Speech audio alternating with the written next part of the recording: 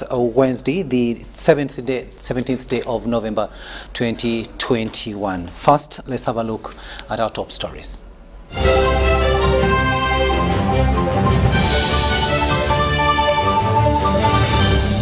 Brought to you by How to get points. Just use MTN to make calls, send SMS, load airtime, buy bundles, or pay for MTN subscription services. Everywhere you go, MTN. Tonight, Uganda ready for urban terrorism, according to President Yoweri Museveni. Police identifies relatives of the bomb victims, pledges financial support. Parliament resumes as members of Parliament call for heightened security. And KCCA bans hawkers, street vendors, and non-gazetted taxi stages. Was brought to you by Everywhere you go, MTN.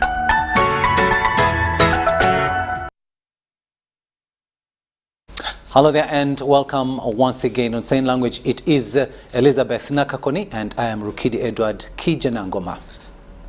Now, President Yoweri Museveni has promised to track down all elements aimed at destabilizing Uganda. In a statement released Tuesday morning, the president said the country is more than ready for urban terrorism and all those attempting to harm Uganda will perish.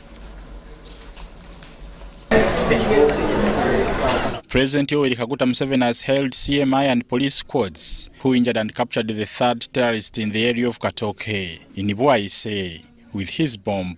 In a statement released on Tuesday, seen by UBC, the president described the terrorists as pigs, in reality manipulated and confused Bazukulu, apparently blew themselves up, one near the IGG office and the other near the Central Police Station at 10 a.m. Museveni described the third terrorist as Musa Mudasiri, who later died after revealing good information to security agencies. He revealed the names of the two suicide bombers of CPS and IGG office as Mansur Uthman and Wanjusa Abdallah respectively. The president said, open quotes, all these are part of the ADF group that attacked General Katumba in June. As I told the country before, by attacking General Katumba, these terrorists exposed themselves at a time when our security, in brackets anti-crime infrastructure, has improved compared to what it was in 2018 when I made the speech to Parliament, end quotes. According to the president, since the attack on General Katumba, 7 attackers have been killed while resisting arrest, 81 have been arrested, and 3 have been killed by the bombs they were carrying. He named those killed since the Katumba incident as Nsubuga Muhammad, Manihaji, Moses Mudasiri, the one of yesterday, Rubwama Mustafa, Juma Said, Serwada Juma, and Amin Kawa Mustafa. The one who blew himself in the bus was Matovu Muzafari. The president in a statement further said, open quotes, apart from hunting the terrorists, the country's strategy of vigilance, in bracket alertness, is hoping to minimize damage. Therefore, the public should maintain vigilance of checking people at entry points to bus parks, hotels, churches, mosques, markets, etc. End quotes. Mr. Museveni directed police to issue guidelines regarding securing the checkpoints because they are protecting the buildings and the occupants, adding that Uganda is working with the neighbors to deal with those operating from outside. The president warned, open quotes, they have exposed themselves when we are more than ready for urban terrorism. They will perish. Rural terrorism was defeated in 2007, and in the Semuliki National Park, he referred to the dead terrorists as manipulated victims of confusion, saying, open quotes, the real pigs are people like Nsubuga, the so-called sheikh, that confused young people at Rweza. If blowing oneself up will send one to Jannah, let him blow himself up as an example instead of manipulating young children. That was President Yoweri Museveni, of course, commenting on yesterday's twin bombings here in Kampala. Now, a follow-up on the Kampala bombings. Police report reveals emerging details on the operations and infiltration of suicide bombers in Kampala. In an interview with eyewitnesses at the residence of the security-slain suicide bomber, shocking details of the cat and mouse chase between security and the evasive bomber before the Kampala twin bomb blasts have emerged. Haruna Mtesasira gives us more.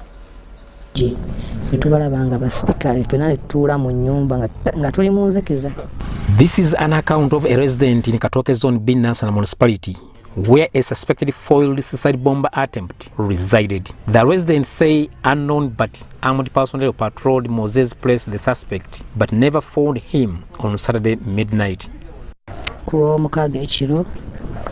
Bajja zali saa mukaaga nga zigenda kukola saa musanvu ez'ekiro. We bajja nga batukonkona. We baatukonkona nga tusooka tutya okuggula kubanga baakonkona n'amaanyi ne bakuba enzigi. Ffe ne tutya okuggulawo. We twatya kati nga tubalingiriza mu madirisa ku ndabirwamu y'oku luggi. Naye ogwo omulyango wakati ogwokusatu ne gusigala nga muggale. Ne tubeeraawo ne bamusekale ne bayingira mu mayumba ne batuggyako amasimu ne batugamba njagala mwenna ebibakwatako ebbaluwa y'erosi byonna ebibakwatako wano. This points to controversial actions in apprehending the culprit. Sobola okudduka mpaka mu makaage agali Nansana Katooke wano mu Wamala Ward and Parish gye twazudde jacket endala ne bye bakozesa okuzimba bbomu zino. Batwala amasimu gali saa mukaaga ogw'ekiro olwamala okutwala amasimu ne batugamba mudde mu nnyumba ne tuyingira. Bwe twayingira ne batugamba temutya bwe tulwa no wabwe tugenda sula nga tubakuuma. Zammwe naffe tubaweeza ffe. Naye oyo muvubuka mumulabira wonna twagala mutukubire essimu tujje. Nga tubeeraawo nga tajja nga twali tuli awo ku Monday ekiro n'akomawo.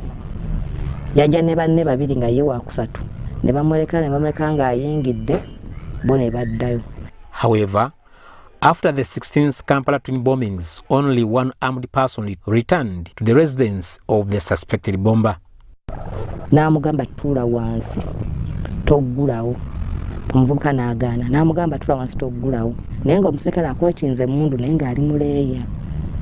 Baddaaki omuvubuka n'aggulawo oluggi. Kati mu kuggulawo oluggi yamugamba tuula wansi. Ko omuvubuka n'amugamba kati ate nkoze eki? N'amugamba gwe tuula wansi ogaanye. Kati omuvubuka kwe kubuuka ng'adduka. Mu kudduka n'amukuba amasasi. Then the allegedly armed man cocked his two guns, ordering the suspected suicide bomber to come out. Wali wammanga wali ebisubi. Afande yeye yayita bwise ne mabega w'ennyumba n'adduka n'abulawo n'agenda. Gye yava nga piki emulinza n'alinnya piki n'agenda. Ngaffe ng'abakulembeze neewuunyiza nnyo kulanga omuntu ono amaze wano emyezi 3 tetumumanyi. Sinza kulimba nti mumanyi. Mu bitabo bya LC batubulya babadde basulamu bavuka 3-4 ate nga kikyamu. Tetuyinza kukkiriza abantu kusula mu nyumba abantu 3 naye tetumanyi be bakola. According to the eyewitness, the suspect pretended to sit down, then tried to escape, prompting the gunman to shoot at him and consequently disabling him. Dakika ntono nnyo tuli awo abantu bayaayana. Twagenda okulanga taxi ezo naye nga taxi teriimu bantu. Taxi ne bamusitula abaalemu ne bamuteekamu. The suspected bomber's house apparently had no lavish items except for simple mattress, 2 saucepans, charcoal stove, which all appeared to be newly purchased. You as an LSC ensure security meetings are conducted. Ensure registration of your tenants, your residents in your area of responsibility. The landlord declined to comment, but the local defense personnel intervened. Tetumanyi mannya ge mu kitabo kya LC taliimu. Ne landlord tuyatwala obuvunaanyizibwa kujja tutegeeza nti nina abantu benakyaza mu nyumba. Aba baliwo abantu abali mu nyumba okulaba nti baleka abamenyi b'amateeka. Haruna Mtesasira, UBC News. Thanks, Haruna, for that report there. Meanwhile, Uganda police has identified 37 relatives of the twin bomb blast victims and assured them necessary support, especially those still in critical condition. Police has pledged to render a hand while sending off those that perished in the tragedy. Police spokesperson Fred Enanga has confirmed 24 people as having been discharged, among whom 19 are police officers, while 5 are civilians, and only 13 are still receiving treatment at MULAGO National Referral Hospital. Police have confirmed all facilities near the incident and roads are cleared, assuring the public as safe for use. Now, the task teams are sweeping all buildings surrounding the blast sites and other vital installations around the city for secondary devices with the assistance of the canine teams. We have not recovered any secondary devices since yesterday, so we have cleared all those buildings that are surrounding these blast sites for the resumption of business and other related activities. We want to confirm that the 3 Ugandans who died from the bomb attacks have been identified as Police Constable Kungu Amos, who was attached to Central Police Station, Basibe Ismail, who also died from the same spot at CPS. The 3rd victim has been identified as Christopher Sande, who died on the spot from the blast site at the Parliamentary Avenue. May their souls rest in eternal peace. So we've, in addition, identified the relatives to the 37 injured persons, who included 27 police officers and 10 civilians, bringing the number to 37. We want to inform the public that out of the 37, 24 have been discharged. All Ugandans should know that the terrorist threats are real and from a known enemy, that is the ADF, who are linked to the domestic terror groups that we have around. We believe they could be having a wider ideological motive of violence towards our citizens and country, but we are determined to track them all down and hold their agents, operatives and collaborators accountable. Police spokesperson Fred Enanga there clarifying on the people who died and also those who have been discharged from MULAGO National Referral Hospital. Now, the government of Uganda is considering engaging its Congolese counterpart to contain activities of the Allied Democratic Forces, ADF. Now, this follows bomb blasts that rocked Uganda's capital, Kampala, on Tuesday, killing 6 and injuring several other people. Minister for Security General Jim Muhwezi confirms Islamic State as the masterminds behind the incident, working with ADF, a Congo-based terrorist group.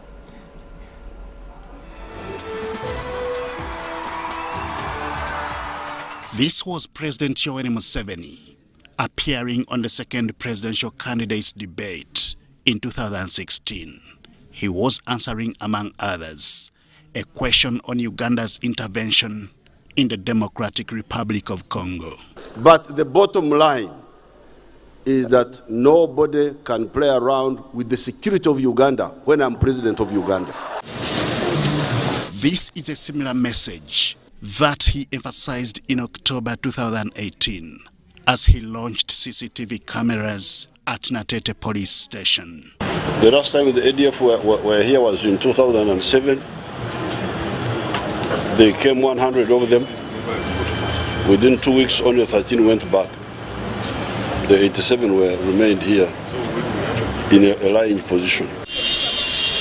Initially defeated, the ADF have now reorganized with the backing from Islamic State, a Syrian and an Iraqi-based terrorist group.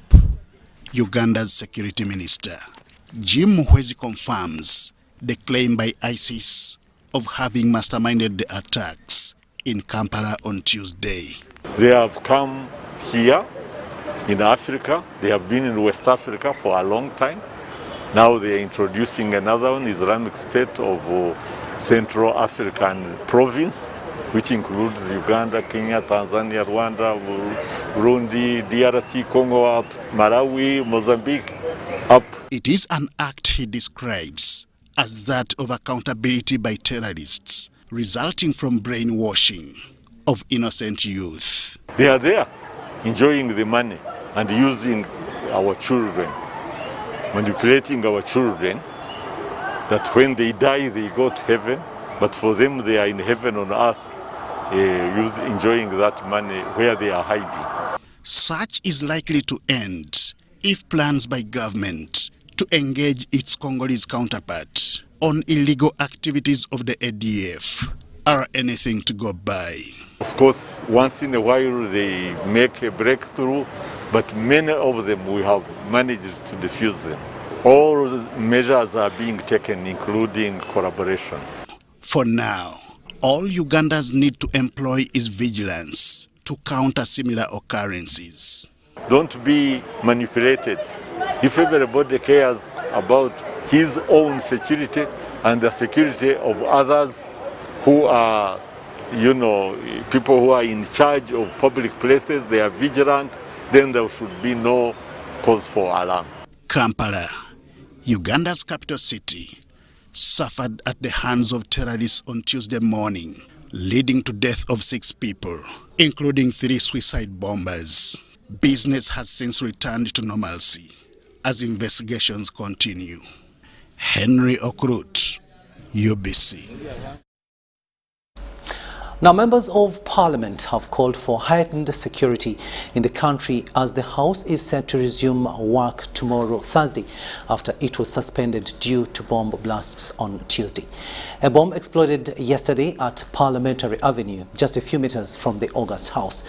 Parliament and all the offices on Parliamentary Avenue have since then remained closed. Philip Aguta was at Parliament and now reports.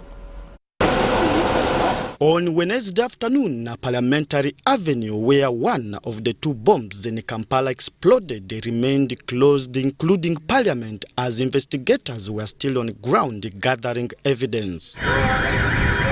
A few key staff were allowed in for administrative purposes at Parliament, but the biggest number of staff were told to remain at home. However, according to a letter signed by clerk to Parliament, the House is set to resume on Thursday, and members of Parliament have called on for heightened security across the country as a way to combat terrorism. We just need security for every citizen, not for a few individuals. In fact, that's how the terrorists take advantage. Because the moment, and I've seen that in Kenya, in Nigeria, where high-profile people think their lives are more important than the ordinary citizen. We just need to provide and fight together. We're in this together. So what is important now is to secure Parliament and secure the people, even in the whole of Kampala. And I know security is doing its role. Other MPs condemned the acts, urging Ugandans to be vigilant and remain united. Uganda has been a very peaceful country and has welcomed everybody. This one country in the world, anyone comes here and is allowed to have the kind of peace which even they can't even get in their own home countries. And so if Al-Shabaab or whoever it is actually thinks that Uganda's hospitality, warm welcome of foreigners and anybody should be treated with such acts, I think they are totally misguided. The government chief whip, Thomas Tayebwa, commended the security forces for the response towards the terrorism acts. I've seen some people saying the response of the police and what, they did a magnificent job considering the situation that was here. They did a magnificent job. If they had not done what they had done, I'm sure very many more bombs maybe would have exploded. We've seen pictures, we've heard those ones whom they managed to put out of action. So it's very, very important for us now to look at our security forces as forces that are protecting all of us Ugandans. Kampala on Tuesday was rocked by twin bomb blasts, one on Parliamentary Avenue at Raja Chambers and the other at Central Police Station. Philip Aguta, UBC News at Parliament.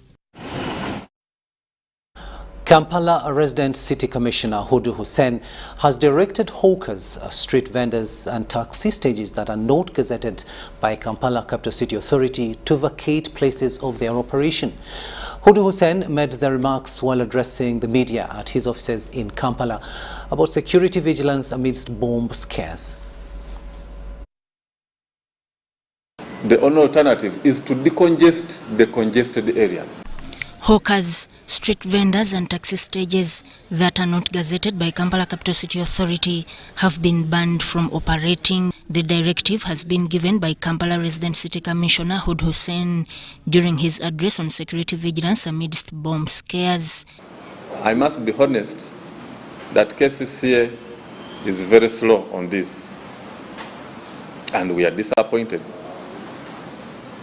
greatly disappointed, that people are sleeping on the job.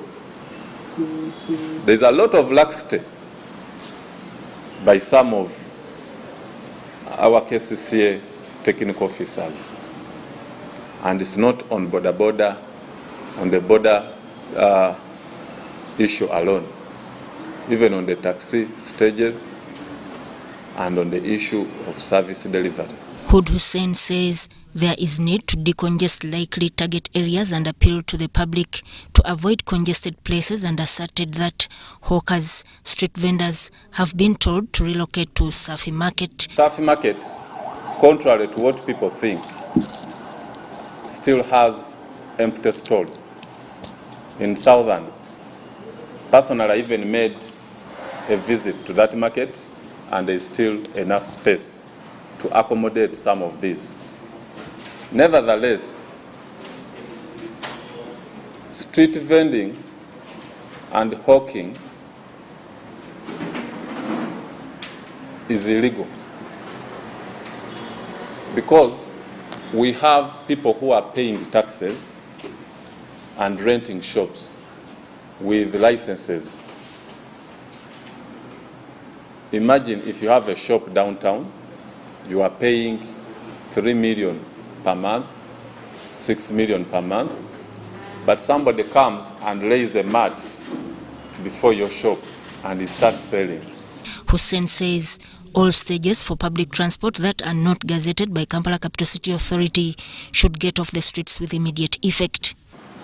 We have taxi parks, we have a number of approved or gazetted stages.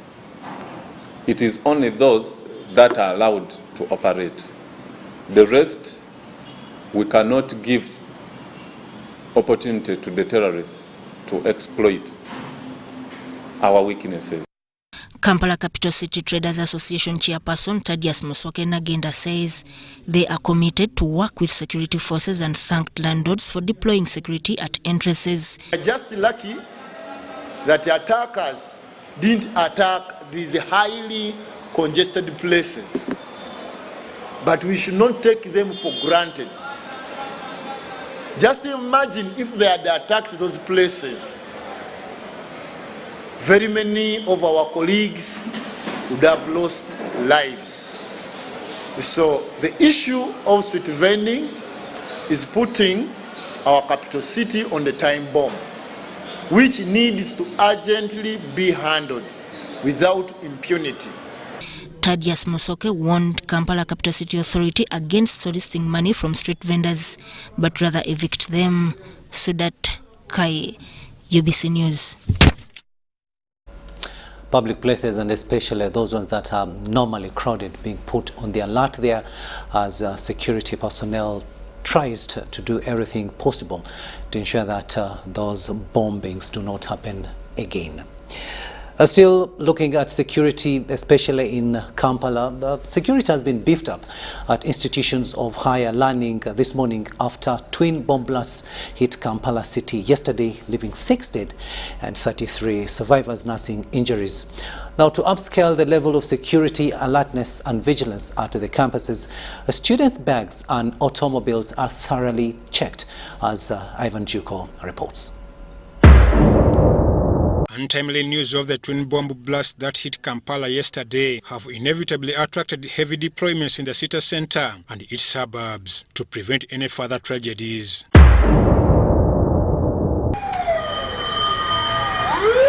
It is a doctrine for suicide bombers to target places that accommodate big numbers of people, and so UBC TV has this Wednesday morning visited institutions of learning in Kampala to ascertain how they are coping with security alertness and vigilance to avoid any further terror attacks. Our journey started at Ndaja University along Obalintuma Road in Rubaga Division, where vehicles were checked thoroughly using a detector machine before they accessed the gazetted parking lot. Our next stop was Makerere University, and here security was at its peak, unlike before. Muhammad Kalyangu, an employee at Mimito Technologies, who earlier in the morning sought entry at the campus, found it hard to convince security to access the campus premises, having been in possession of hardware items. Students needed to possess university identification cards to access the campus premises. Students applauded the security alertness deployed at the campus, as this will help curb the attacks and threats. We've seen a few changes, not even few, but big changes in terms of security concerning how we enter the university. Previously, we've been using around more than 5 gates where we were able to enter, but now there's only one route. Morning, as I came to university, security was upped, and the frisking of everyone entering the university gate was done thoroughly. In case you have a bag as a student, of course students have bags, they have to be checked thoroughly. You have to show all the items that are in the bag. We continued at Chambago University and MOBS, and the security vigilance was no different as thorough checking was made. Those who had no identification cards seemingly looked puzzled with their luggage. The incident yesterday left many in panic and with questions. One of the lucky ones was the Inspector General of Government, Bet Kamya, who narrates her ordeal since the parliamentary blast found her at office. The IG, apart from the 5 security people that were hurt, the rest are basically okay. Now coming to a prime area, like next door to the central police station and the central business district, is I think they're upping their statement, whatever their statement is, but at the end of the day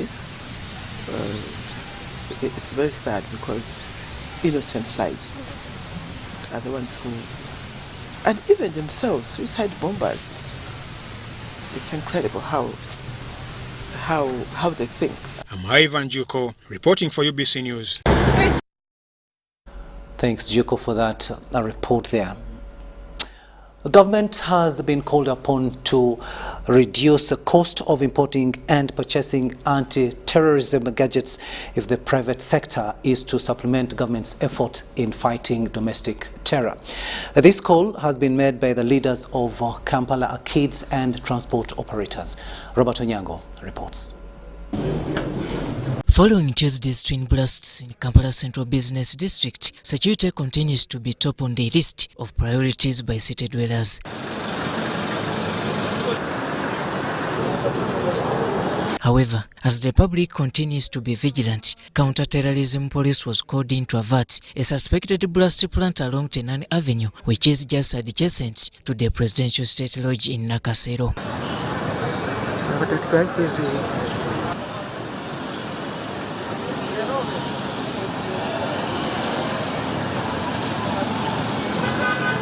With only a day after the blasts, though many agencies and business centers have beefed up internal security, the situation at different arcades, malls and transport parks in Kampala still leave a lot to desire. We have to work hand in hand because it's not a one-man's game whereby that is it's only tenants or landlords or security operatives. So a bus was moving with only 2 people, that's a conductor and a driver. For these buses which are going short distances here, not like this one which are crossing the borders. So now what they have done, they have added 1 extra person who will be checking the luggages and the passengers. That one the bus operators have agreed on it and they have done it today in the morning. The exercise was going on. So each passenger who boards on the way, he has to be checked thoroughly. For security purposes, we are all concerned. We should get involved and help the government. If you happen to see someone and you suspect him to be not a good person, just report to the security people. Although the private sector is willing to comply and cooperate amidst these trying moments, training of the local manpower is being emphasized. The suicide bombers are very skilled. They can trick anybody. They can overlap anything. So if it is a trained personnel, at least for him he can detect and understand that this person is not normal. This person might be of a danger to the masses. So we need some trained personnel to come in the arcades or some places where there are so many gatherings, and they help people. They can even train the other security operatives, these such as askaris. To train or to pass through the arcades, telling them how to operate this machine, how to detect the metals, and how to keep it in a good way such that it will give you the right information when you are using it. In the past, government through KCCA had made it mandatory for every business center in the Kampala metropolitan area to install CCTV cameras, a directive many adhered to, but only to be laid down by the amateurs who manned them. It is not operational as it must be, because an effective security CCTV camera must be manned with a skilled personnel who can coordinate immediately with the security operative or any authority, so that they can track or they can stop any incident before it happened. But here in Kampala, most cases, even the policemen, they just do the postmortem. After the things has happened, they just go in the camera room and they cross-check, they backdate, they just check. The arcade and transport operators also want government to stem down taxes levied onto counter-terrorism gadgets if the country's fight against domestic terrorism is to yield fruits. Robert Onyango, UBC News. 21 casualties were looking forward to being discharged Wednesday from MULAGO National Referral Hospital, whereas 13 remain under medical attention. This was revealed by the Executive Director, MULAGO National Referral Hospital, Dr. Kiijanangoma, in a press briefing held at the hospital. Following a twin bomb blast yesterday in the city center, the Executive Director, MULAGO Hospital, Dr. Kiijanangoma, revealed that MULAGO Hospital registered 35 casualties, of which 27 were male and 8 females. He clarifies that out of the 35 admitted yesterday, 21 are in stable condition and ready to be discharged today. As MULAGO National Referral Hospital, yesterday 35 patients were received. Of the 35 patients received, 27 were males and 8 were females, who are now still with us. They have got their own various wards and have various injuries. And 21 of these 34 are going to be discharged today. That their injuries were relatively minor. Dr. Kiijanangoma says that out of the 13 that are still under medical attention, 2 of them are critically ill in the intensive care unit. Of the 21 who are going to be discharged today, it means out of 34, 21 is being discharged, so we remain with 13. So 13 patients will remain on the ward. Various wards. And of these 13 patients remaining on various wards, 2 of them are critically ill, sick, so they are admitted in ICU. However, Dr. Kiijanangoma says that they lost 1 male patient who succumbed to multiple injuries. Unfortunately, due to God's power, 1 of our patients, a male, succumbed to injuries yesterday, died. I am Mary Namkose for UBC News. Now, just hours after the twin bombings in Kampala, the Islamic State of Iraq and Syria, ISIS, came out to claim responsibility for the attacks. Minister for Security, Major General Jim Muhwezi, says the Tuesday attacks were more of an accountability move by the orchestrated groups. Take a watch. Here in Africa, they have been in West Africa for a long time. Now they are introducing another one, Islamic State of Central African province, which includes Uganda, Kenya, Tanzania. The Islamic State of Iraq and Syria is a based terrorist group. Moments after the twin explosions in Kampala that police initially linked to allied democratic forces, ISIS claimed responsibility. The attack left over 3 people dead and over 30 nursing injuries. Its recruitment is done through propaganda targeting minorities in communities, especially those with criminal records, radical and violent behavior. There is a very, very strong likelihood that actually they are not suicide bombers, but they are manipulated. Carry this thing, for me, you take it to Y, and we shall give you this money. And for them, they know that once he reaches there, they will detonate. They don't care about them even. With funding from various sources, including oil profits derived from refineries under their control, this extremist group also survives through looting and sale of artifacts and ransom from kidnaps. Bombings they are making is to make accountability for the money they are getting. They are there enjoying the money and using our children, manipulating our children, that when they die they go to heaven. But for them, they are in heaven on earth, enjoying that money where they are hiding. A month ago, the UK and US warned against a planned attack on Uganda and asked citizens to be vigilant. This warning was later followed by an attack that left 1 dead and many others injured in Komamboga. These have since been linked to the ADF terrorists. 2 versions here. There are children who are confused. They indoctrinate them. You heard of a word called indoctrination? They just play on one's mind and he believes that when he dies, he's going to heaven. Nonetheless, Minister for Security Jim Muhwezi says these are minor incidents compared to what the country has experienced. So we managed to dislodge them there, then they will follow Konyi, Arisarakwena, Itongwa, Chirimutu, Foba, everything, all these groups that have come and gone, they will also be gone. Uganda has experienced several bomb attacks, some of which include the 2011 heavy explosion at Chadon and Kabalagala that left over 70 dead.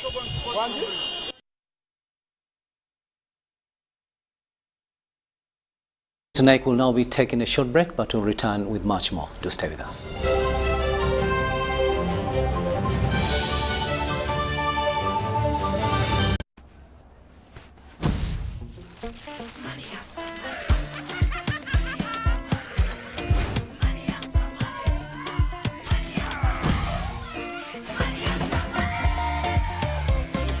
Transact and win money after money with Airtel Money. 1.5 billion shillings in cash prizes up for grabs.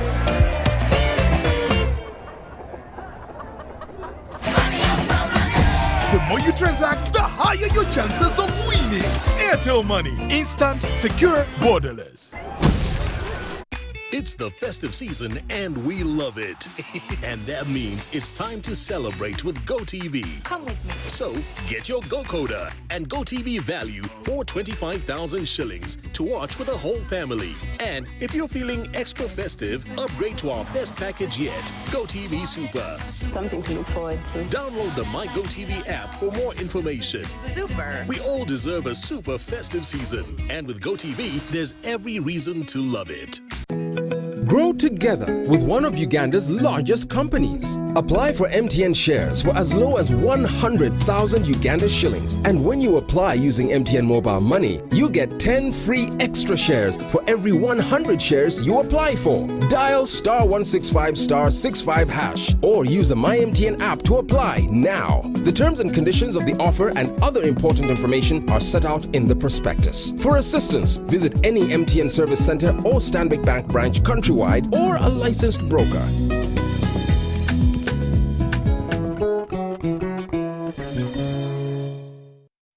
Raising voices. As a teacher, I have the opportunity to shape how children grow and learn. I believe in creating a non-violent school where children feel safe and respected. I promise to lead by example and create a different kind of relationship with my learners, one that helps them grow. In this time of COVID, what is your promise to the children of Uganda? Because a violence-free childhood is everyone's right. Raising voices. The Kabaka Birthday Run 2021 is back on Sunday, 28th November 2021, and will be flagged off by Sabasaja Kabaka at 7 a.m. in support of men, good health, and the fight against ending AIDS by 2030. It will be a virtual run in our various homes and communities around Uganda, with every participant following the Ministry of Health guidelines and SOPs to stop the spread of corona. Buy your ticket today at 15,000 Uganda shillings from Airtel Shops, New Park, Chagwe Road, ShopRite Building, Benchwanuka, Tobani Center, or Bulange Mengo. You can also buy your ticket using Airtel Money. Dial *185*5#, select payments, select Kabaka Run, and follow the prompts to complete the payment. Kabaka Birthday Run 2021, brought to you by UNAIDS, CBS, BBS, and Airtel, the smartphone network.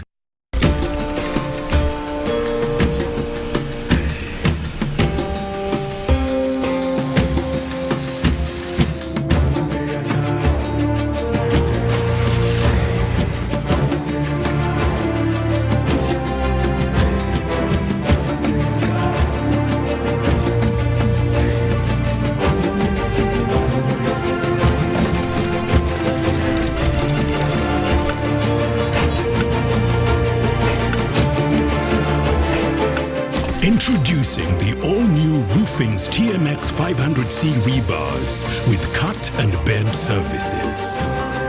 Roofing's, strength of a nation.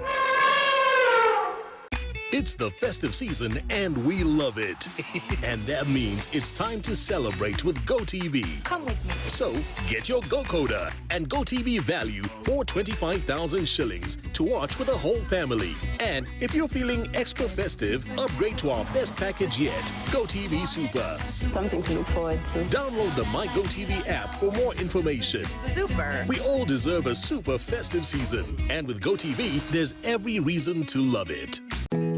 Grow together with one of Uganda's largest companies. Apply for MTN shares for as low as 100,000 Uganda shillings. And when you apply using MTN mobile money, you get 10 free extra shares for every 100 shares you apply for. Dial *165*65# or use the MyMTN app to apply now. The terms and conditions of the offer and other important information are set out in the prospectus. For assistance, visit any MTN service center or Stanbic Bank branch countrywide or a licensed broker.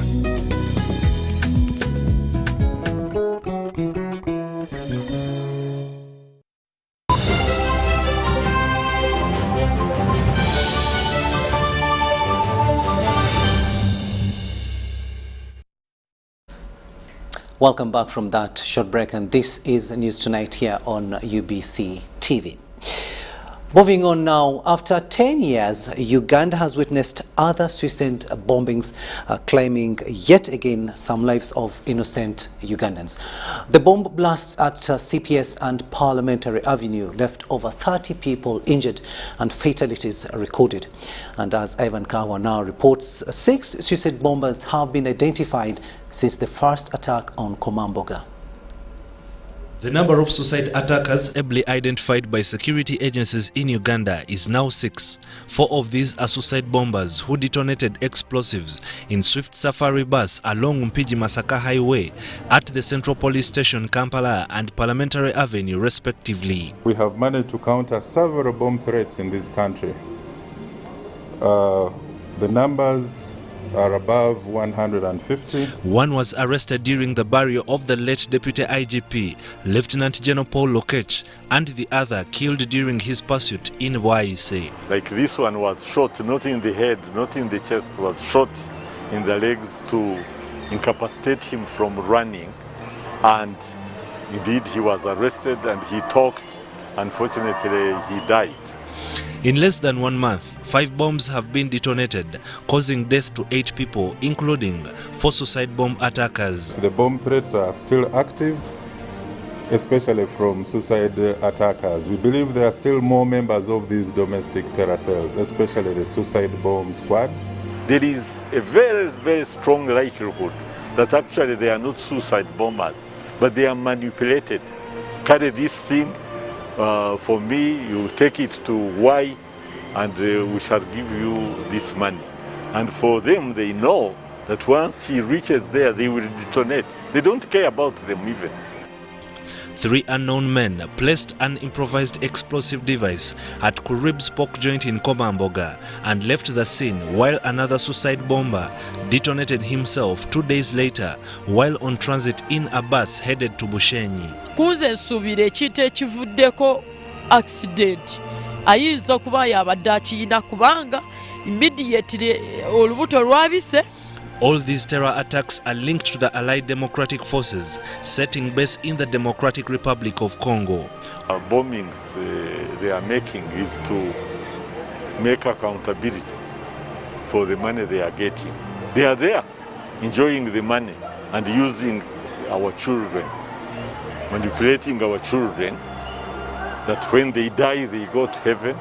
Over 80 people are in custody, several at large, while others have been put out of action.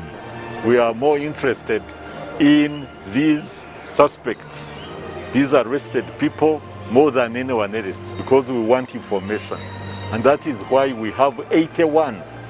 Only 7 have died, and they died because they were running away, they were fighting back.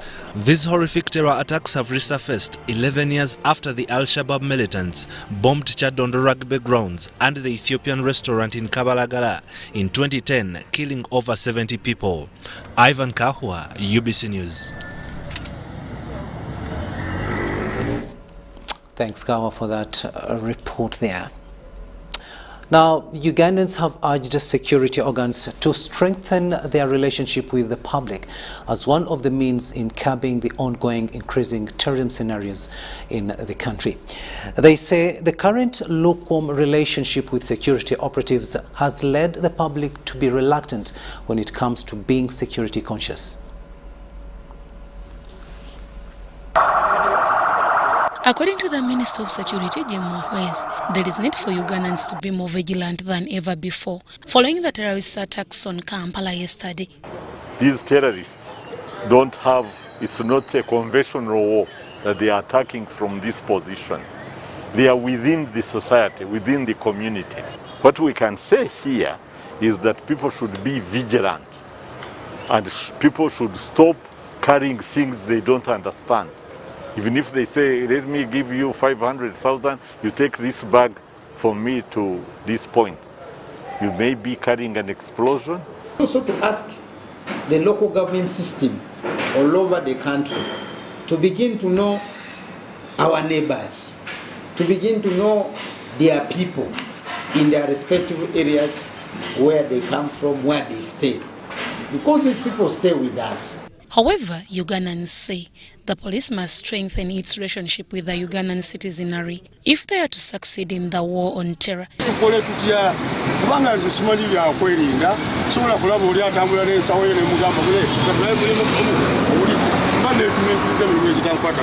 I think we should take care of ourselves because we are it is the first thing to be done. No one can take care of you when yourself you are not worth safe. Then even when the security comes, when for you already what safe. Ugandans are also concerned over the laxity displayed by security organs outside crisis time. Because there is no way, if we say keep, when you are a keeper, it simply means that you are trying to avoid a problem to happen.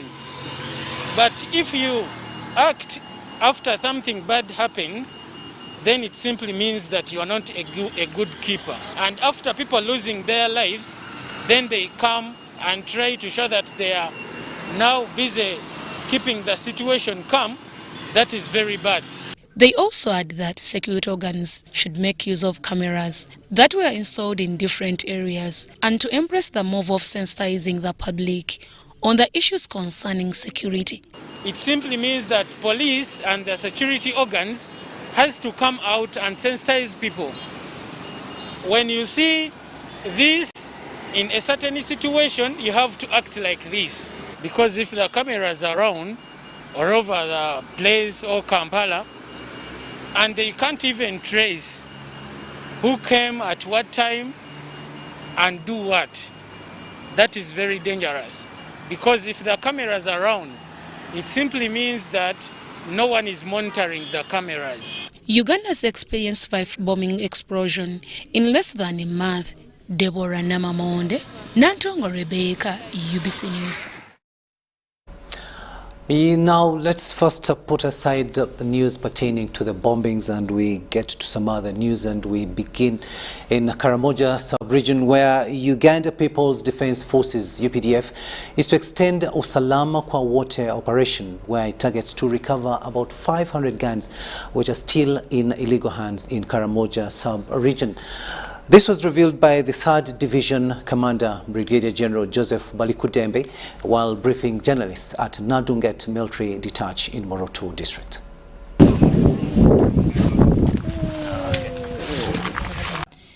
In July this year, UPDF, together with Police and Stock Theft Unit, AS2, rolled out 3 months Operation USALAMA kwa WOTE, aimed at recovering illegal guns in KARAMOJA sub-region. The 3rd Division Commander, Brigadier General Joseph Balikudembe, explains the achievement. To recover 105 guns from the criminals, 645 live ammunition. We recovered and returned livestock, 7,726 were recovered and returned to the rightful owner. However, Balikudembe says they were challenged by limited manpower and military hardware. Facing the challenges that we faced in the first 3 months, one of the challenges we looked at were force multipliers. After different engagements with the president, he ordered additional force to end insecurity in the region. The organization of the forces, at least as guided by the president, deploy at least 2 companies at every district, reinforced with the motorized infantry vehicles, to make sure that they can also intervene if criminal elements comes in. Meanwhile, Balikudembe announced additional extension of 3 months of Operation USALAMA kwa WOTE, where security is targeting to recover the 500 guns alleged to be in the hands of the locals. Slightly more than 500 guns remaining in the hands of the illegal guns in the hands of the criminal native, to again extend for more 3 months. Balikudembe asserts that this time emphasis will be put on forceful disarmament, although the voluntary window is still open. Refocusing on forceful disarmament. We gave a window of voluntary disarmament phase. Some criminals that handed in voluntary guns, some of them returned to livestock theft. UPDF and police assured people in KARAMOJA that peace will return if there is concerted effort with leaders and communities. I'm Nafka Farida and Moriniga. Disarmament still going on in KARAMOJA sub-region. Now, the Prime Minister, Robina Nabanja, Wednesday met with the Dutch Deputy Vice Minister for International Cooperation to review refugee assistance to Uganda. Now, this meeting comes at a time Uganda continues to receive a big influx of asylum seekers coming from the Democratic Republic of Congo and South Sudan. The Prime Minister welcomed the visiting Dutch delegation and pledged Uganda's continued bilateral cooperation with the Kingdom of Netherlands. She thanked government and the Dutch people for the support in Uganda's development agenda, especially in refugee response. The Prime Minister informed the visiting delegation that no one ever chooses to be a refugee. She said Uganda has a progressive and open-door policy for refugees and other people fleeing for safety and security. She added that when refugees come to Uganda, they are treated humanly and with dignity. We wanted to open schools with a lot of care. Yes. Because our second wave, this pandemic, emanated from the way we opened the schools, and we lost a number of people in the villages, the old people, the vulnerable people, especially those with comorbidities. We got that challenge. So now we know we are now vaccinating, and after vaccination, we think by December we shall have vaccinated everybody above 50 years, all the teachers, because we now have enough vaccines, which can help us vaccinate at least an average of 7 million Ugandans. The Premier noted that supporting refugees is a global responsibility that requires global solidarity. It is therefore important that international community comes in to support the host community to remain resilient. She thanked the Kingdom of Netherlands for playing its role in supporting refugees and host communities in areas of education, jobs, and improving livelihoods. Commenting about the terrorist attacks yesterday in Kampala, the Prime Minister allayed fears and assured the public that the situation was under control. She called for community vigilance to help security forces. The visiting Deputy Vice Minister for International Cooperation, Birgitta Tazela, described Uganda as a good example in hosting refugees. We saw some good programs on resilience, mental health, cultural support, creative employment ideas. So I think we will continue with promoting and assisting you with assisting the refugees in improving their living conditions. But I think you do a great job when it comes to giving rights to these refugees. They all have all the plots where they can produce. We're a very fertile country. She assured the Prime Minister that her government will continue liaising with international agencies to support Uganda's refugee effort. Those who attended the meeting included the Dutch Ambassador to Uganda, Karin Boren, State Minister for Refugees, Esther Anyakun, and other senior government and Netherlands officials. Helen Barbara, Michael Mugelwa, reporting for UBC TV News. Now to matters pertaining to the health sector. Ministry of Health is working towards improving emergency medical services to Ugandans by improving the referral and ambulance system. This was echoed by the Minister for Health, Dr. Jane Ruth Acheng, while opening the 27th Health Sector Joint Review Mission here in Kampala.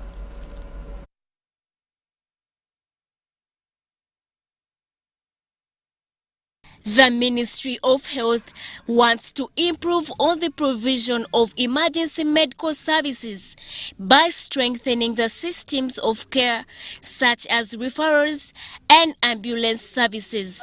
The Minister for Health, Dr. Jane Ruth Acheng, says that the COVID-19 pandemic has demonstrated that Uganda needs to strengthen her emergency medical services. During the second wave of the pandemic, we had challenges because the number of patients that required care were many, and it tested our system.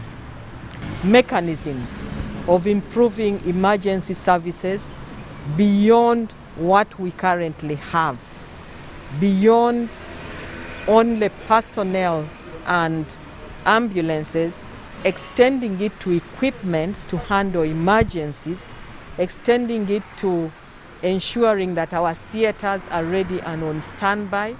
To put an end to lives that are lost due to negligency and the lack of emergency service, the ministry has put measures to handle emergencies. It looks holistically at how to improve emergency medical services, including the personnel that are involved in emergency medical services. Meanwhile, the sector is running a race with the entire population to ensure that the sector vaccinates more people than the targeted number. As the health sector, we want to go over and above that target number because we believe that everybody is vulnerable. The elderly are more vulnerable, but everybody is vulnerable and anyone can get COVID-19. So if we can collectively vaccinate over 50% of our target of the 22 million people, it will go a long way in ensuring that we keep the numbers of infections as low as possible. I feel that we need to look at private sector more as a partner than a threat. We're not competing. There are so many people that need health services in this country. They're not going to get finished if you allow the private sector to participate. Over 4.8 million people have so far been vaccinated. Irene Faith Nantongo, UBC News. Now, Uganda's HIV prevalence rate has slightly declined from 6.2% to 5.4%, according to the Uganda AIDS Commission. However, 38,000 new infections are recorded annually, with young people, particularly the girl child, being the majority. Uganda is implementing the global HIV strategy of ending AIDS by the year 2030. Although the country has recorded a decline in HIV prevalence rate from 6.2% to 5.4%, there is still a challenge of new infections standing at 38,000 annually. This was disclosed during the 14th annual Joint AIDS Review in Kampala. Young people also are having 3 times higher new infections than the rest of the population. So out of the 38,000 new infections, you'll find that young people are about 14,000 new infections, and girls 15 to 24 are 3 times compared to their male counterparts. So they are bearing a higher brand, and really because of the factors, because of the inequalities, the income, the poverty issues. The number of babies being born with HIV is also disturbing, since there are interventions to stop mother-to-child HIV transmission. We also had 5,300 babies being born from HIV-positive mothers who converted and become HIV positive. It's a reduction, but it's an unacceptably high number. The third Deputy Prime Minister, Kiijanangoma, is however optimistic that the newly introduced parish model will improve on service delivery, even for people living with the HIV. Even services to people living with HIV/AIDS will be reached easily through this model. In fact, when we were planning, people started bringing out issues like, how can we reach people with HIV/AIDS? However, the U.S. ambassador to Uganda, Natalie Brown, has advised the country's leadership to focus not only on HIV, but other diseases like TB and malaria. U.S. health programs are also fighting the spread of COVID-19 and other outbreaks of infectious diseases, improving maternal and child health, reducing TB and malaria deaths, and training local health professionals to care for their fellow Ugandans. All of this U.S. assistance is carried out through the collective efforts of several U.S. government agencies and initiatives, bringing subject matter expertise and a whole-of-government approach. Uganda AIDS Commission is now reflecting on the HIV prevention strategies as the country aspires to end AIDS by the year 2030. Adiana Kote, UBC.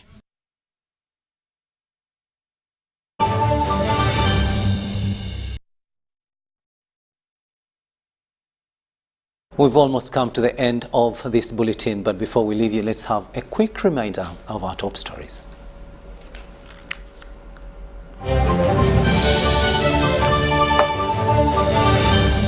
Brought to you by How to get points. Just use MTN to make calls, send SMS, load airtime, buy bundles, or pay for MTN subscription services. Everywhere you go, MTN.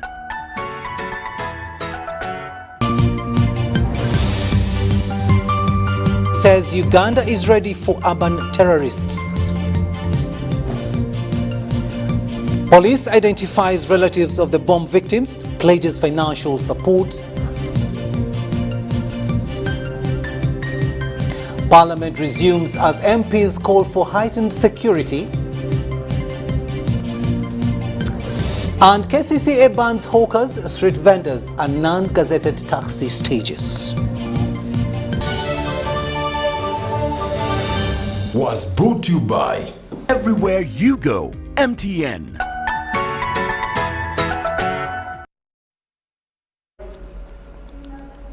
And that's all we had time for. Thank you so much for having kept us company. On sign language, it's been Elizabeth Nakakoni, and I am Rukidi Edward Kiijanangoma, wishing you a good night.